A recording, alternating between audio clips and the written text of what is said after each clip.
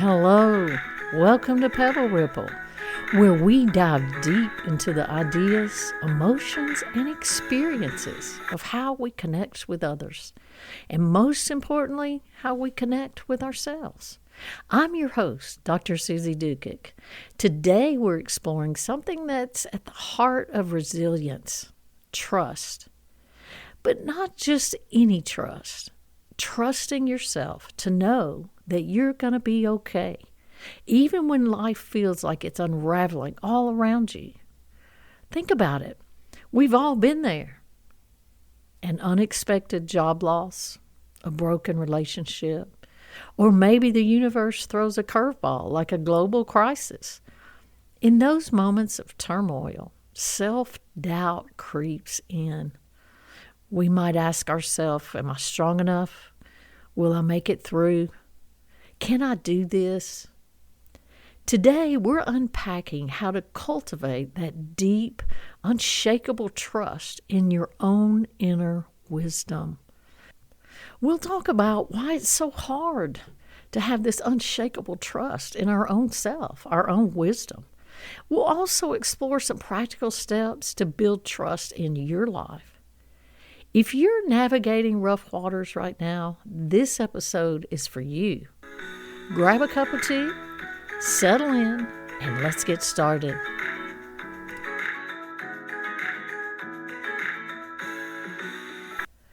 Let me start out by saying that first, when I talk about trusting the self, it's not about blind optimism or ignoring our reality. It is that quiet inner knowing inside of us that says, I've got this. Even if I don't know how I've got it yet, I've got it because I trust in me. I know I'll figure it out. It may not be pretty, but I'll figure it out. Psychologists call this self-efficacy or internal locus of control. It is a belief that you can handle whatever comes your way. But why don't we believe this during chaos, when we're feeling so overwhelmed with life? Turmoil, stress, feeling overwhelmed, these things trigger our fight or flight response. Our brains flood with stress hormones like cortisol, which amps up fear. And when it amps up this fear, it erodes our self-confidence. From a survival perspective, that's great for spotting tigers or other animals that might want to eat us, but not so much for modern-day stressors like financial uncertainty or relationship loss. In those moments, we often outsource our trust. We depend on friends or the experts, and sometimes we just depend on fate. If it's meant to be, it's meant to be, or I'm just going to wait and see what happens. This is all planned out. Well, that's not going to cut it, folks. We feel this way. We question our trust because it feels risky. We're not sure.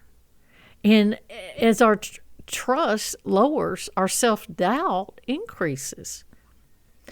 Gosh, if I thought about it, I could probably do a few episodes on all the times in my life where I felt so alone, overwhelmed, maybe not a lot of self-esteem and or trust in my abilities to handle whatever that situation was. A few years back, I moved from a small town to a big city for a new job. That big city was Chicago. I'd never lived out of my home state before, so this was huge for me. I had no friends or family close by up there, and the uncertainty of how it was going to work out was overwhelming. At first I was afraid. Crime rate's a little higher up there than it is in West Tennessee. So I was afraid. I was lonely. I felt like a fish out of water in a big city like that. I love Chicago as a tourist, and I had some good times there as a member of society. But it was just the whole idea of being in this huge place. I wasn't used to city life all by myself. But when I look back at that experience, it was trusting in myself is where I found my footing, where I started to feel more secure. I started to trust in me that I was going to be okay. And, it's not magic, folks. It's a skill that we can all build. But like a lot of things, when we're trying to change our behaviors and trying to change our thoughts, it's not easy. And we have to be consistent with our being intentional with the change. So how can we cultivate this self-trust I'm referring to? So I'm going to break it down in 3 key actions. Now, this may vary a little here and there, depends on who you ask. This is my perspective of some things we can do to start practicing believing in ourselves so that our trust increases. And it takes time. I can't emphasize that enough, that anytime we change, it's hard work. So the first key action I'd like to bring up is, one thing you can do is reflect on your track record. In your past, the turmoil, the chaos, when these things come up, oftentimes we forget the times that we did do something good, that we won. We did it right, and we come out okay. So when we reflect on this, one way to work on it is to have a resilience journal. You can call it whatever you want. That's just a name I gave to it. And in this journal, you'd write down times where you faced adversity and you come out stronger, a stronger person. And maybe it was facing something like a tough exam after failing it for the first time. Maybe it is trying to rebuild your life after a relationship breakup. These aren't flukes. They're proof of your capability. So this resilience journal can help you remind yourself of those times you were successful and you came out on the other side of adversity or turmoil as a stronger person. Perhaps learn some things about yourself. Now, Viktor Frankl, whom I've cited before, I just admire the heck out of this guy. He was a psychiatrist who survived Nazi concentration camps. And in his book, Man's Search for Meaning, if you haven't read it, that's a great book to have on your shelf if you're looking at a sense of purpose. I guess it's in the title, Man's Search for Meaning.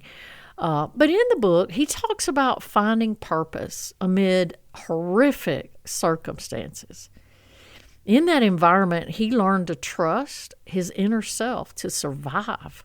And he did this by focusing on what he could control, which was his attitude. Think about it, if he could do that in unimaginable turmoil or circumstances, imagine what we can do in our world. The main focus of Pebble Ripple is to bring to light the power that we have to influence the world with our thoughts and our actions. And so moving along, so that key action to build trust was reflect on your track record. I suggested a journal.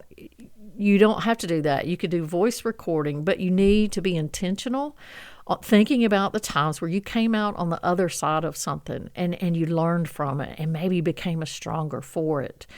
So the second action is tune into your body and your intuition. We all have it, whether the intuition part, and of course, hopefully we have a body. But anyway, our minds chatter endlessly during stress. I mean, it's a noisy brain. I referred to it in my book. I think I've referred to it in a few episodes. But that brain just does not slow down. But our bodies know the truth. So when I say our bodies, I mean physical things we can do to calm that brain down. And so these things might be meditation. It could be deep breathing. And if we're focused on deep breathing or mindfulness practices, which is both, I guess, mindfulness practice has the deep breathing. When we're so focused on what our body is doing, then our brain slows down. this will quieten the brain chatter, the noisy brain. So here's a simple exercise from this perspective is next time turmoil hits you or you're feeling just super overwhelmed or super stressed, pause. Place your hand on your heart and ask yourself, what do I know to be true right now? And or what can I control right now? Now, this may sound a little quirky, but studies from places like Harvard's mindfulness programs, it shows this can reduce anxiety and build self-trust, increase your trust in yourself. So again, 2 things you could ask yourself. If you're uncomfortable putting your hand on your heart, fine.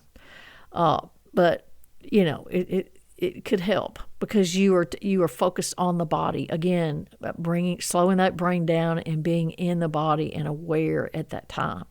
And the 2 questions are, you can pick one or the other or do both. What do I know to be true right now? What can I control right now? And try to focus on the response to that. Okay? Because oftentimes we're trying to control or we're creating stories in our head of things we have no control over.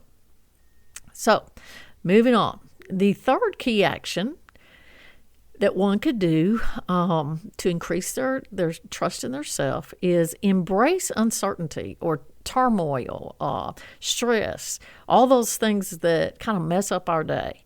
Embrace these things as teachers. Turmoil isn't the enemy. Resisting it is. That's where I see in my practice a lot of anxiety is, oh gosh, it's a terrible day, so I'm going to try to avoid it. And my anxiety goes up, I'm freaking out. Maybe I keep telling myself, why me? Why today? This is ridiculous. I've had the worst week. Oh my God, I'm not going to be able to do this. Blah, blah, blah, blah, blah, blah, blah. Noisy, chattering brain. So our self-trust grows when we stop having unrealistic expectations of ourselves and those around us. I think I'm going to do a future episode on expectations because I think we all, and I'll just mention this briefly here because it's really not the place to do it, but I find that unrealistic expectations of ourselves and others is at the root cause of a lot of anxiety, anger, and judgment of other people and ourselves. And when we're judging others, we're taking away from just being in the moment and focusing on what we can control. So I'm just sticking that in there. We'll probably have another episode on that. So the way we can start, let me rephrase that. Let's see. One way we can try to avoid this behavior of unrealistic expectations and also viewing stress or uncertainty as the enemy. So one thing we can do is start experimenting with new thoughts and new behaviors. We're not going to change overnight, folks. But it's baby steps or small steps working towards a goal, and this is where we're being intentional. And maybe we just do this once a day, or maybe we put it on our calendar and we're going to do it 3 times this week, whatever it is. So, for example, one could start taking small risks by saying no to doing something draining. If you volunteer a lot or you're the only one in your child's school that sends cupcakes or helps out with holiday parties and you're just exhausted, then it's okay to say no. You can send the cupcakes with your kid or you can drop them off. You don't have to be there to manage everything, right? So learning to say no to those things that we know are going to be emotionally and perhaps physically draining. Another suggestion here is trying a new approach to solve a problem. And the way you might do this, say, I have no idea what you're talking about, Suzie. This is how I handle adversity. This is how I handled unexpected traumas or turmoil situations. And so here you might reach out to a friend or a family member or a counselor, a mental health counselor. Well, yeah, I was fixing to say mental health counselors, we don't really give advice, but we do use techniques to challenge the client to figure out new approaches to relationships, to solving problems, and so on. So family, friend, counselor. Maybe you've got a tough time, book a session or two with a counselor or call somebody. Hey, I just want to get your insight. Here's what I'm dealing with. What would you do? Now, that doesn't mean you do what they do. It means you're in a data collection mode. You are collecting information from other sources, and then maybe you do some reading. I don't know. But then you make an informed decision about how you're going to use a new approach to solve a problem. And something to keep in mind is that each time you think or you move in a positive direction to solve a problem, this reinforces that you can handle the unknown. And like I said earlier, it might not be pretty, but you can do it. You can get through it. And so we're trying to build that belief in ourselves, that trust in ourselves. So I want to share an example. So there's an entrepreneur, Sarah Blakely. She is the founder of Spanx, Spanx. And for those of you that don't know, it's, I don't know, a figure smoothing wear, not girdles, but maybe like leggings that help shape us. Maybe an undershirt or these things, they help the body just looks smoother. So I'm sure there's a better, more flattering definition, but that's my definition for what it's worth. But anyway, Miss Blakely, when she was trying to market this idea or sell this idea, she faced rejection after rejection. But she continued to trust in her gut. She knew this was a good idea. She knew it, or she believed very passionately in it. And later on, after she became successful in interviews, she said something like turmoil and rejection, they were her best teachers. It forced her to rely on herself and to trust herself, trust her intuition. And you know what? It paid off. You know what the outcome for Miss Blakely was in trusting herself and keeping with it? She has $1 billion empire right now.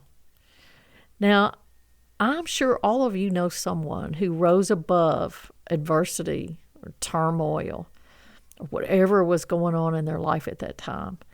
They rose above it by believing in themselves and staying focused on that. Staying focused on just getting to the other side and trusting that I know I can do it. Now, these 3 actions I just shared are not overnight fixes, but they are starting points to build trust in yourself. Start with one today and watch the trust you have in yourself grow.